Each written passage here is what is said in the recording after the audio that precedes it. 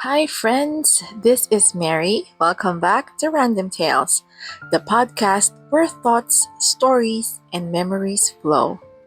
This is episode 5, and as always, we do this for God's greater glory. The episode's title for today is Floods, Then and Now Lesson from the Water. Today, I want to share something heavy on my heart. You probably saw the news and the photos, or probably experienced it yourself. Last week, we saw eerie scenes. People stranded on rooftops, highways turned into rivers, kaya grabing daming naipit sa gitna ng ulan, baha at gutom. And there are also complaints about flood control systems that didn't work. Luzon and many parts of the Philippines were once again flooded. This time, the floods were worse because of not just one, but 3 storms: Krising, Dante, and Emong, plus the usual habagat, the southwest monsoon that just won't quit. Idagdag mo pa ang high tides this season, and yes, there were dam water releases too, which made things worse in some areas. Nakakalungkot, right? While thinking about all of this at habang baha na sa loob ng aming bahay, I stumbled upon stories from way back in 1972, the Great Luzon Flood. I also heard it on KMJS last Sunday, so I digged in a bit more about it. History isn't my most favorite subject when I was a student, but becoming an adult, it starts to intrigue me. Anyway, I also started wondering, have we really learned anything from the past? Or are we just repeating the same mistakes? Now, let's travel back to July of 1972. That year, 4 typhoons swept over Luzon in succession, causing one of the worst floods in Philippine history. Archives from Bulletin Today reported over 300 deaths, massive displacement, and entire towns, especially in Pampanga, Bulacan, and Tarlac, were underwater for many days. Yet, community spirit prevailed. Ordinary people came together, neighbors rescuing neighbors, schools and churches becoming makeshift shelters. That spirit of community resilience held strong. Fast forward to July 2025. Many regions in the Philippines were battered by krising or wipa, and it intensified the monsoon rains or habagat. And it triggered severe floods. Then came Dante or Francisco and Emong, Comey, pushing rainfall totals over record levels. Floodwaters surged and main dams like Ipo, Ambuklao, and Binga reached critical spill levels and began releasing water, worsening downstream flooding, according to Philippine news agency, the Daily Tribune, and GMA Network. We saw once again roads turned into rivers, households displaced, highways submerged. According to NDRRMC and OCD, over 5.2 million people in more than 5,000 barangays were affected, and at least 30 deaths confirmed, with injuries and missing persons. Again, according to Manila Standard and GMA Network. Infrastructure damages alone reached nearly 5 million pesos, especially in Central Luzon and Calabarzon. Marami tayong nabasa na Filipino resilience ang bida dito. And it's true, Filipinos are tough. We get up no matter how many times we fall. Filipinos are known worldwide for it. But here's the uncomfortable truth. Until when will we allow our leaders to hide behind that resilience?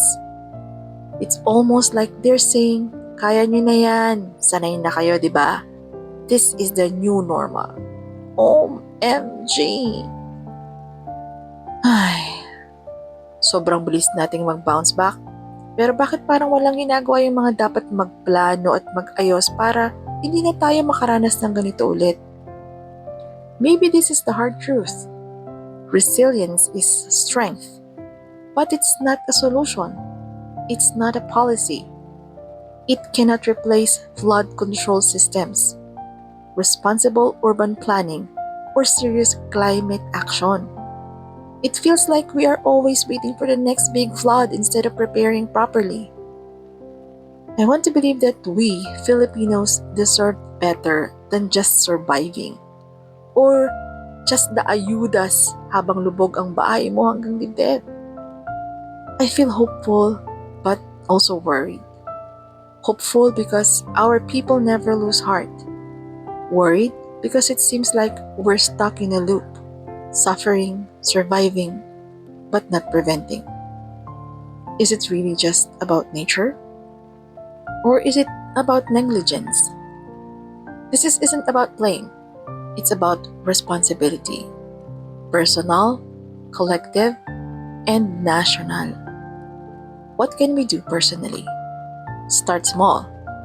Don't litter. Support climate resilient policies. Vote wisely. Educate others. And let's hold ourselves accountable too. Dapat accountable din tayo kasi tayo yung unang naapektuhan. And of course, let's hold our leaders accountable. We deserve leaders who can invest in our safety, who really learn from the past. We have the technology, we have the data, we even have the budget. But we lack accountability. Kaya mga ka-random tales, don't just admire resiliency. Demand action. Demand responsibility. Because if we don't, the next time, it won't just be a story. It might be a tragedy. And here's a side story that touched me deeply as I read about the 1972 flood. On July 14, 1972, in the midst of rising floodwater, the centuries-old image of the Santo Niño de Tondo was stolen from Tondo Church. The statue was later found in pieces in separate locations across Tondo. The thieves were arrested within 3 days, and the image was eventually reassembled and returned in a grand procession on August 2, 1972. This is according from the Filipino Catholic page .blogspot.com. And according to popular belief, hindi raw tumigil ang ulan hanggat hindi na ibabalik ang imahe ng Santo Niño. Some even say the flooding subsided as if divine balance had been restored. It was a deeply emotional moment, lalo na sa mga deboto. From philstar.com. And it struck me. In the face of devastation, people didn't just rebuild. They held on to their faith. They synthesized resilience with spiritual solidarity. Yan talaga ang mga Pilipino. Nakaka-proud, di ba? Pero wag nating hayaang palagi na lang tayo nagtitiis sa kapabayaan ng mga nanunungkulan na iniloklok natin sa kanilang mga pwesto. Tulad ng pagbabalik ng Santo Niño sa Tondo, sana bumalik din ang tamang direksyon para sa ating bansa.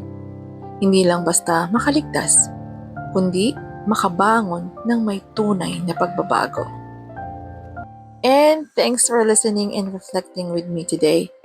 I hope you feel as moved as I am, not just to be sad or stressed, but to be ready to speak up and push for real change.